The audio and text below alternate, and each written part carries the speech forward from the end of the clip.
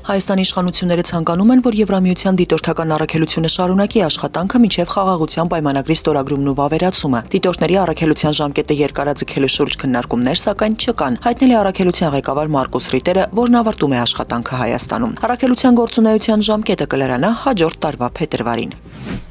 Արցախից բռնի տեղահանված շուրջ 30,000 անձ Հայաստանի Հանրապետության քաղաքացիություն է ստացել, հայտնել է ներքին գործերի նախարար Արփինե Սարգսյանը։ Ըստ նրա, նրանց գերակշիռ մասը 2025 թվականի երկրորդ կիսամյակում դիմաց անձինք են, երբ կառավարությունը դյուրացրել է քաղաքացիություն ստանալու գործիքը։ Մինչ այս պահը մերժման որևէ դեպք չի եղել։ Մարտի 1-ի գործով մեղադրյալներ Երևան քաղաքի վարչության Պարեկապա հակակետային գնդի նախկին հրամանատար Ռոբերտ Մելքոնյանի եւ նրա տեղակալ Վալերիա Օսիպյանի նկատմամբ խափանման միջոց է ընտրվել երկրից բացակայելու արգելքը։ Ֆակտոր TV-ին հայտնում են հակակոռուպցիոն կոմիտեից։ Նախորդային կոմիտեն հայտնել էր մարտի 1-ի քրեական վարույթի շրջանակում եւս երկու անձի նկատմամբ քրեական հետապնդումներ հարուցելու մասին։ 2018 թվականի իշխանափոխությունից հետո Նիկոլ Փաշինյանի առաջարկությամբ Վալերիա Օսիպյանը Հայաստանի ոստիկանապետ էր նշանակվել, ապա վարչապետի գլխավոր խորհրդական։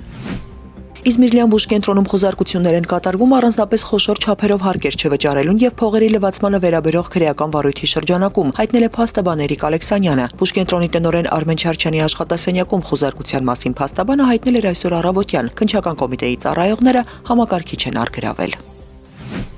Հակոբ Հակոբյանը գրական կեղծանունը Հակոբ Մովսես կշարունակի մնալ հեռուստատեսության եւ ռադիոյի հանձնաժողովի անդամ։ Ազգային ժողովը մերժել է նրան պաշտոնից ազատելու ընդդիմադիր Հայաստան խմբակցության պահանջը։ Փակ գաղտնի քվեարկությանը ազգային ժողովի 107 պատգամավորներից մասնակցել է 28-ը։ Հայաստան խմբակցությունը պահանջել էր Հակոբ Հակոբյանի ՀՌՀ անդամի լիազորությունները դադարեցնել, քանի որ նա խախտել է ՀՌՀ անդամի կարգավիճակից բխող քաղաքական չեզոքության եւ զսպվածության պահանջները։ Ընդդիմադիր պատգամավորները նշել էին, որ Հակոբ Մովսեսը առաջին լրատվականին տված հարցազրույցի ժամանակ հոհիդային վիրավորող եւ վարկաբեկող արտահայտություններ է թույլ տվել։